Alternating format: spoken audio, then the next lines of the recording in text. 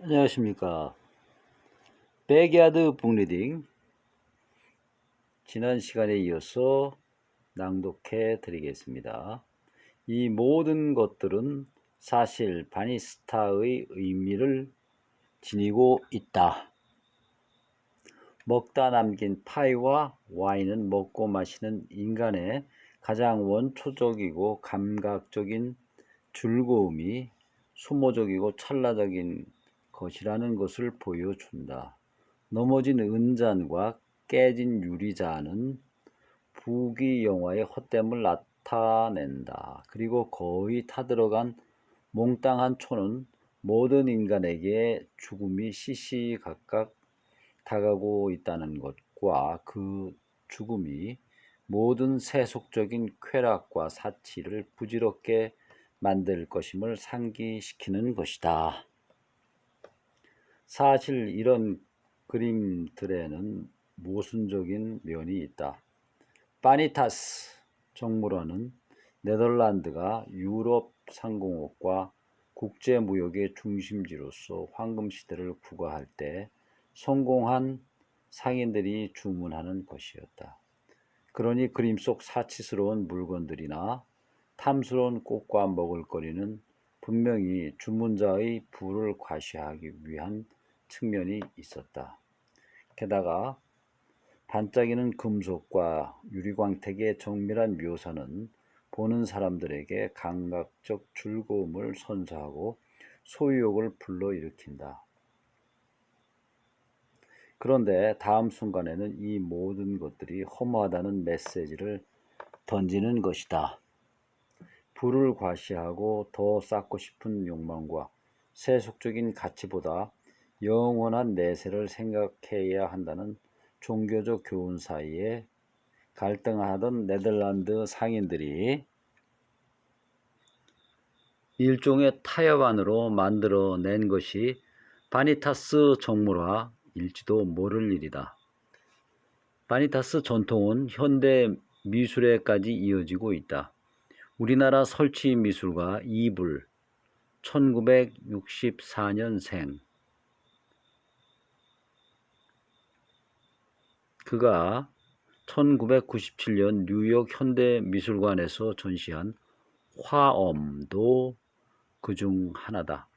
반짝이는 구슬과 깃털로 장식된 생선이 그대로 썩어가게 내버려 두는 과정을 보여주는 작품이었는데 그 지독한 썩는 냄새 때문에 항의가 빗발쳐서 전시 일주일 만에 철거되고 말았다. 하지만 이 작품은 유기체의 처참한 소멸 과정과 반짝이는 인공 장식과의 아이러니한 대조로 화제를 뿌리며 강렬한 인상을 남겼다. 이와 일맥상통하는 작품을 만드는 작가들이 국내외에 많고 또 굳이 미술관에 가지 않더라도 일상의 금연 광구에서 우리는 바니타스의 끈질긴 전통을 볼 수 있는 것이다.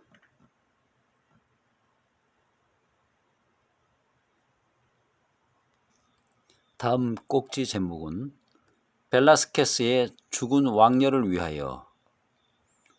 디에고 벨라스케스 시녀들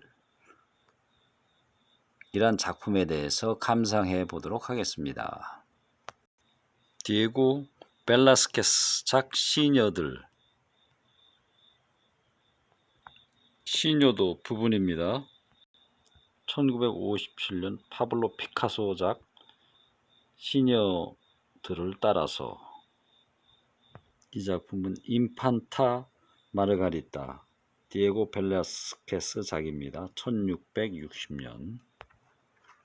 모리스 라벨 1875년생 1937년 몰. 그의 곡 죽은 왕녀를 위한 파반을 어릴 때부터 좋아한 이유는 그 제목 때문이었다. 왕녀라는 말에서 느껴지는 고귀함과 화려함. 그런데 거기에 죽은이라는 싸늘한 형용사가 붙는다. 이 곡을 들으면 한 음악가가 장려하고도 우물한 궁전의 홀에서 이미 세상을 떠난 한 공주의 초상화를 넋을 잃고 바라보는 광경이 떠오르곤 했다. 사실 죽은 왕녀가 100살까지 장수하다 죽은 공주인지 누가 알겠느냐마는 나의 상상 속 초상화의 왕녀는 반드시 요절한 공주였다. 찬란한 보석이 박힌 드레스를 병약한 몸에 무거운 듯 걸치고 창백한 얼굴에 슬픈 미소를 머금은 왕녀 말이다.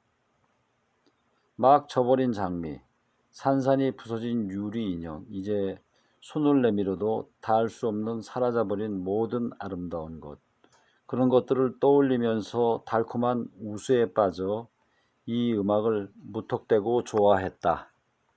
심지어 파반이 무슨 뜻인지도 모르면서 말이다.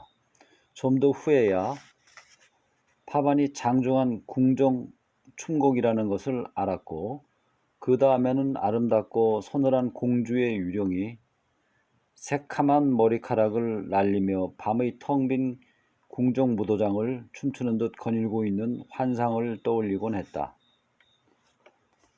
더 나중에는 나베리 바로크 시대 에스파냐의 화가 디에고 벨라스케스 1599년생 1660년 말,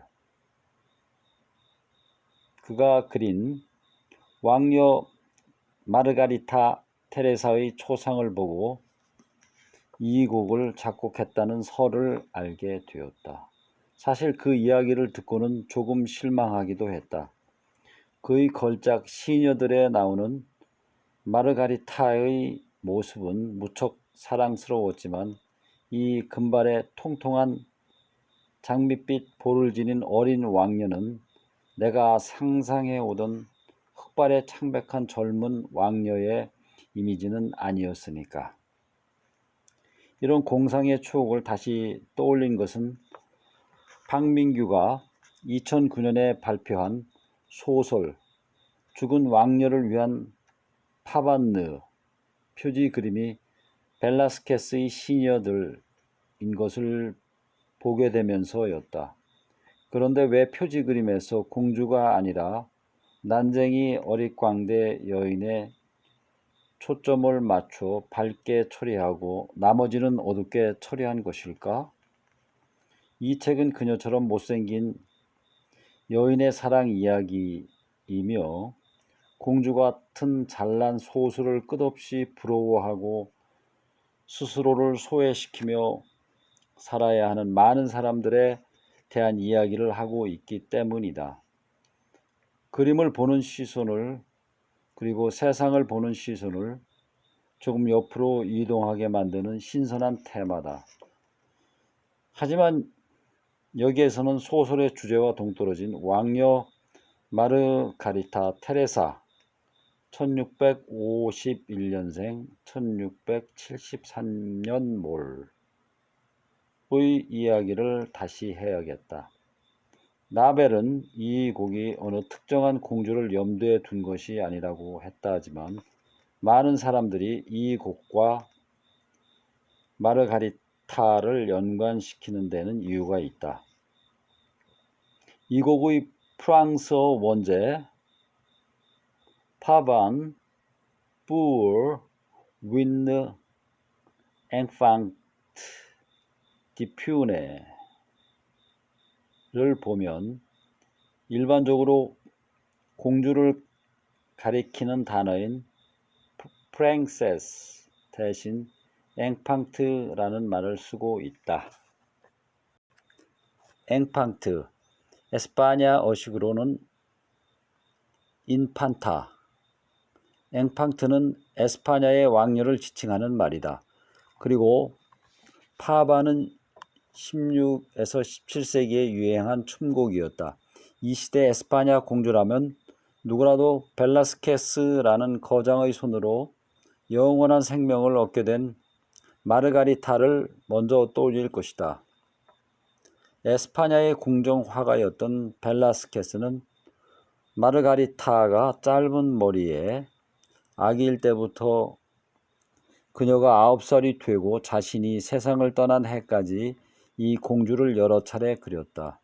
그중 하나가 시녀들인데 이 유명한 그림은 마르가리타 말고도 이야깃거리가 너무나 많은 작품이다. 내가 보기에 그리고 일본의 다카시나 슈지 등 여러 미술사가들에 따르면 이 그림 속의 벨라스케스 자신은 지금 마르가리타를 그리고 있는 중이다. 어린 공주가 지루해지지 않도록 난쟁이 어릿광대와 개도 함께 있건만 공주는 마침내 실증 나 버려서 조금 뾰로통해졌다. 그래서 시녀 하나가 음료수를 권하며 달래고 있는 중이다. 이때 또 한 명의 시녀가 정면 쪽을 보면서, 즉 이 그림을 보는 우리 위치에서 나타난 누군가를 보면서 황급히 무릎을 굽혀 인사를 한다. 공주의 시선과 난쟁이 여인의 시선과 저 멀리 문을 나서려던 사람의 시선도 그 누군가를 향한다.